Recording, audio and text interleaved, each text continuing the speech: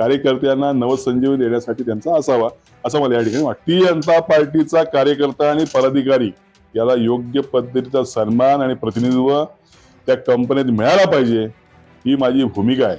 कोकणचे भाजपचे नेते वैभव खेडेकर यांच्याशी आपण चर्चा करतोय. नवराष्ट्रमध्ये स्वागत आहे. मनसे नेते राज ठाकरेंचा दौरा आहे आणि पूर्वी पाहिलं तर मनसेपासून राजकीय कारकीर्द सुरुवात झालेली वैभव खेडेकर आपल्याबरोबर. वैभवजी काय सांगाल? बरं, दुरुस्त करतो जरा. माझी कारकीर्द सुरू झाली शिवसेनेपासून. शिवसेना, मनसे आणि मग भाजप हा सर्व अपघाताने झालेला प्रवास आहे.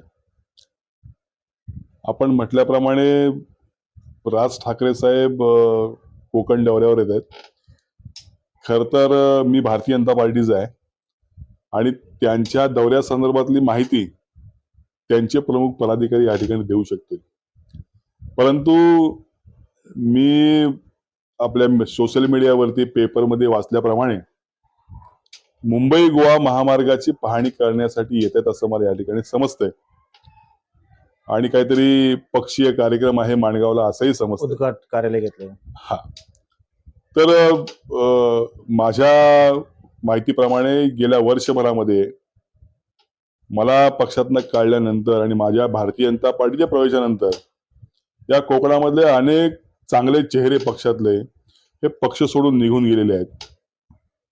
अनेक लोक माझ्या बरोबरती भारतीय जनता पार्टीमध्ये आले, काही शिवसेना शिंदे गटामध्ये गेले, काही जण राष्ट्रवादीमध्ये गेले आणि बऱ्यापैकी मनसेला या ठिकाणी पोकळी निर्माण झाली.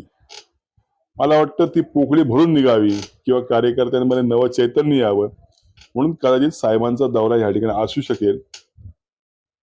मुंबई गोवा महामार्गाच्या बाबतीमध्ये आपण सांगाल तर मुंबई महामार्ग हा जवळजवळ 95 ते 98% पूर्ण झालेला आहे आणि आता तसं पूर्वीचा जो मुंबई गोवा महामार्ग होता तो आता या ठिकाणी पाहायला मिळणार नाही. म्हणजे त्या रस्त्याला खड्डे फारसे नाहीत किंवा आता अतिशय चांगला रस्ता झालेला आहे. भाजपमध्ये आल्यानंतर तुमची बोलीभाषा बदलली गेली, कारण तुम्हीच मुंबई गोवा महामार्गासाठी जागरयात्रा काढली होती आणि आता तुमची बोलीभाषा बदलली. एकंदरीत आपण जर पाहिलं, तुम्ही म्हणताय 95% काम झालंय, पुढे झाले सांगा ना मला. कारण आता आपण पाहतोय खड्डेच पडलेत आणि ठिकाणी चंद्रसरकार दर्शवायला लागलाय, तुम्ही सांगताय 95% काम झालंय. शोकांतिक आहे वैभवजी. बघा, मी हे काय मुद्द्याला धरून बोलतो, मी काय मुद्दा भरकटवत नाहीये. जागर यात्रा काढून आता जवळजवळ 4 वर्षे झाली.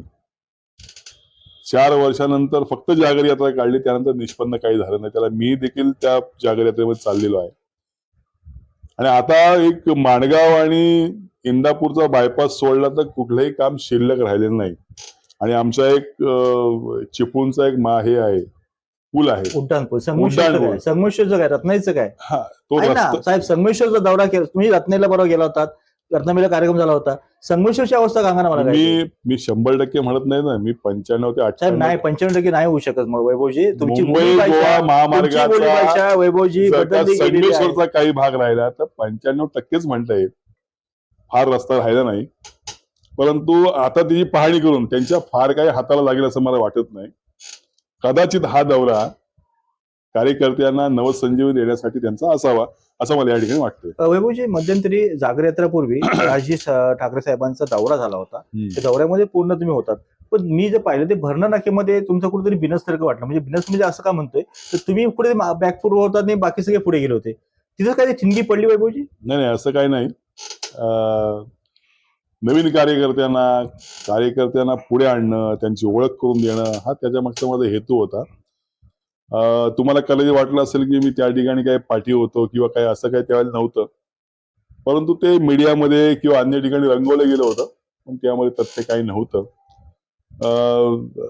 तो त्यावेळेचा दौरा अतिशय उत्तम त्या ठिकाणी झाला होता. वैभवजी, एकंदरीत असं म्हणलं जातं की पहिले वैभवजी बघायचं आक्रमक होते, पण मनसे जे आहे ती ह्या ठिकाणी कोकणामध्ये वैभवजी खेडेकरनी उभी केली होती. मात्र आता भाजप आल्यानंतर त्यांची बोलीभाषा बदलली गेली, असं म्हटलं जातं की त्यांच्यावरती दबाव तंत्र. काय सांगा? मला तुम्ही जवळून पाहिला असाल तर माझा उपजत स्वभाव हा काय एका बाटली बंद करता येणार नाही किंवा त्यावर कोणाचा दबाव ठेवता येणार नाही.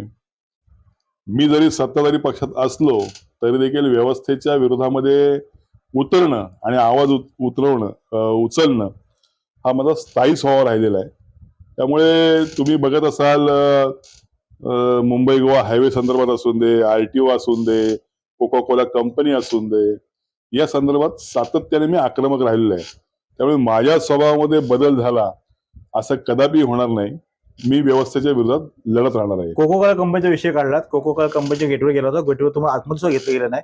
काही कर्मचाऱ्यांना काढले गेलं होतं आणि तुम्ही आवाज उठवला. आक्रमक भूमिका दाखवली वैभवजी. पुन्हा आम्हाला वैभवजी पाहायला मिळाले होते. पुढे काय झालं?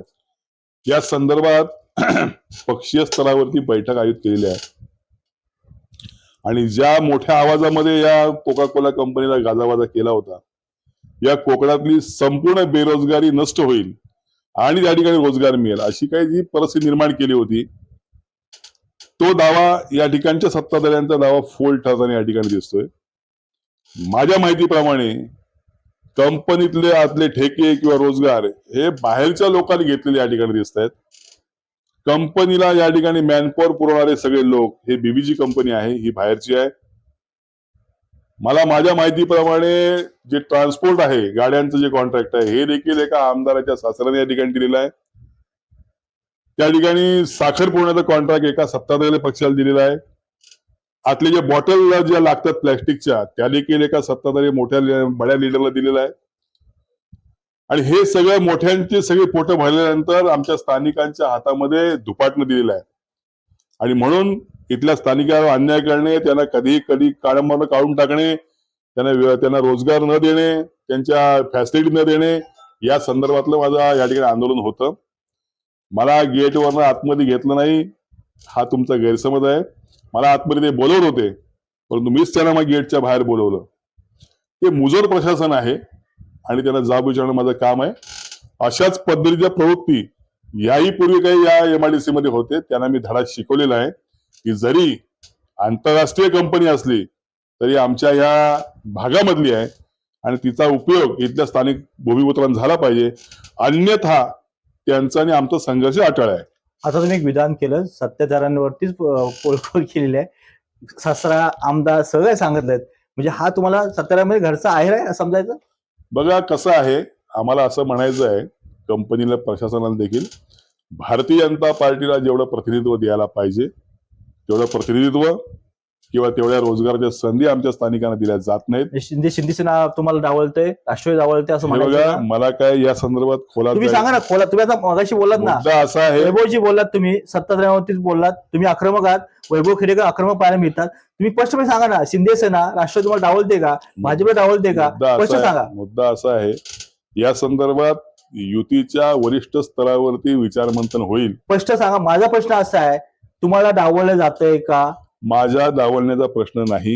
या भाजप पक्ष डावलं जातंय का? भारतीय जनता पार्टीचा कार्यकर्ता आणि पदाधिकारी याला योग्य पद्धतीचा सन्मान आणि प्रतिनिधित्व त्या कंपनीत मिळाला पाहिजे, ही माझी भूमिका आहे. मिळत नाही ते या कंपनीमध्ये मिळत नाही आणि म्हणून माझा त्यांच्याबरोबर संघर्ष आहे.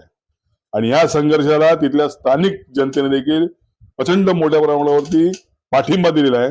येणाऱ्या कालखंडामध्ये तो तुम्हाला पाठिंबा या ठिकाणी दिसेल. ही कंपनी पालकमंत्री उदय सामंत आणली होती. ही कंपनीसाठी माजी मंत्री रामदासभाई कदमांनी प्रयत्न केले होते. तुम्हाला असं म्हणायचंय का की कुठेतरी शिंदे सेना आपण डावलते? स्पष्ट बोला वैभवजी, हातच्या राखून बोलू नका, आक्रमक आहात, स्पष्टपणे बोला. मुद्दा असा आहे की आपण जी नावं घेतली त्याहीपेक्षा पलीकडे जाऊन मी सांगतो, देवेंद्र भाऊ फडणवीसांच्या मागच्या सरकारमध्ये ही कंपनी मंजूर झाली आणि नंतरच्या जे असलेले मुख्यमंत्री असलेले त्यांच्या कारकिर्दीमध्ये ही कंपनी या ठिकाणी आली किंवा त्याचं काम सुरू झालं. त्यामुळे भारतीय जनता पार्टीच्या माध्यमातून ही कंपनी या ठिकाणी आणली गेले सत्य आहे. त्यामुळे असं काही म्हणता येणार नाही की बाबा श्रेय कोणाला द्यायचं, तर श्रेय महायुतीलाच आहे. परंतु प्रतिनिधित्व देत असताना त्या ठिकाणी योग्य पद्धतीचं प्रतिनिधित्व असावं, ही भूमिका माझी आहे. आता पुढची भूमिका नेमकी काय असेल? तुम्ही आता म्हणलं होतं 8 दिवसाचं अल्टिमेटम दिलं होतं, काय असेल? पक्षीय स्तरावरची याची दखल रवींद्र भाऊ चव्हाण यांनी घेतलेली आहे आणि या संदर्भात मुंबई ठिकाणी वरिष्ठ स्तरावरती बैठक होईल आणि त्यानंतर पुढची दिशा या ठिकाणी ठरवली जाईल. वाढदिवसाला आम्हाला ऐकायला मिळालं होतं की आम्हाला आमदार की पाहायला मिळेल. 2029 साहेब येत आहे, कसं पाहत? बघा, भारतीय जनता पार्टीच्या वाटचालीमध्ये कुठलीही पद किंवा कुठलीही गोष्ट ही मागितली जात नाही, तर ती त्यांच्या कार्याने किंवा कामाने त्या ठिकाणी दिली जातं. अशी अनेक उदाहरणं आपल्याला या देशामध्ये पाहायला मिळाली असतील की जी आपल्या दृष्टिक्षेपात नसलेले अनेक लोक मुख्यमंत्री झाले, अनेक लोक राष्ट्रपती झाले, अनेक लोक पक्षाचे अध्यक्ष झाले. त्यामुळे आपण काम करत राहायचं, त्याची दखल वरिष्ठ स्तरावरती घेतली जाते. कार्यकर्त्याच्या मनामध्ये आहे ना की वैभवजी खेडेकर हे आमदार व्हावं आणि अनेकांनी आपली मत व्यक्त केलं जाऊ तुमच्या वाढदिवसाला. आणि तुमच्या नेमकं काय 2029 त्यासाठी आहे. डिलिमिटेशन झालं तर नक्कीच संधी पक्ष नवीन पदाधिकाऱ्याला कार्यकर्त्याला देईल आणि भारतीय जनता पार्टीचा आमदार त्या नवीन विधानसभेत निवडून येईल, हे मात्र खरं आहे. एकंदरीत आता आपण जर पाहिलं गणपती सण तोंडावरती आहे, काय सांगाल एकंदरीत गणेश भक्तांना? काय आता मुंबई गोवा मार्गवर तुम्ही मला 90 ते 95 का पुन्हा आले, त्यामुळे समाधान असं म्हणावं असं वाटतंय, काय सांगाल एकंदरीत? कोकणातला गौरी गणपती उत्सव हा अतिशय महत्वाचा सण आहे आणि गौरी गणपती उत्सवाला बहुसंख्य आमचे मुंबईकर या ग्रामीण भागामध्ये येतात. मुंबई गोवा हा हायवे किंवा महामार्ग हा अतिशय चांगल्या पद्धतीने या ठिकाणी आपल्या आगमनासाठी सज्ज आहे. परंतु येत असताना आपण आपली काळजी देखील घेतली पाहिजे. आपली स्वतःची वाहनं असतील, मोटरसायकली असतील किंवा अन्य वाहनं ही कमी गतीनं सावकाश आपल्या गावामध्ये आलं पाहिजे. वेगावरती आपण नियंत्रण ठेवलं पाहिजे आणि शक्यतो रात्रीचा प्रवास टाळून दिवसा प्रवास करावा, जेणेकरून आपण आपल्या सणाला या ठिकाणी घरी पोहोचाल. गणपती हा आपल्या सर्वांची देवता आहे आणि विघ्नहर्ता देखील आहे. त्यामुळे आपल्यावरती कुठलंही विघ्न गणपती येऊ देणार नाही. त्यामुळे हा येणारा उत्सव आपण जोरदारपणे या ठिकाणी साजरा करू, यासाठी आपला कोकण सज्ज आहे. येवा कोकण आपलाच असा, असं या ठिकाणी सांगतोय. शेवटचा प्रश्न आहे, राज ठाकरेंचा दौरा आहे, पुढचे तुमचे नेते आहेत, काय संदेश? मी त्यांना संदेश देण्याएवढा काय स्वागतार्थ काय त्यांच्या? बघा, मी मगाशीच म्हटलं येवा कोकण आपला असा, तर कोकणात त्यांनी यावं. फक्त यावेळेला एवढंच असेल की तुमच्या स्वागताला वैभव खेडेकर नसेल तर तुम्ही या, तुमचं स्वागत ह्या कोकणामध्ये आहे. आपण पाहिलं या कुठे असलं तरी मनामध्ये राजसाहेब ठाकरेंची जागा आहे जी आहे ती दिसून येते. कारण का येवा कोकण आपलाच असा, आणि जरी ते बोलले असते ते अंतकरणातून असं दिसून आलं की राजसाहेबांच्या होते ते प्रेम जे आहे ते आजी वैभवजी कायम आहे असं दिसतं यांच्या चेहऱ्यावरून. दुसरी गोष्ट, आपल्याच पक्षाला घरचा, म्हणजे आपल्या सत्ताधारी पक्षामध्ये घरचा आहे कसा राहतो हे वैभवजीने आक्रमक भूमिकेतून आपल्याकडे व्यक्त केले. कॅमेरामॅन शासक निसार शेख, नवराष्ट्र चिपळूण.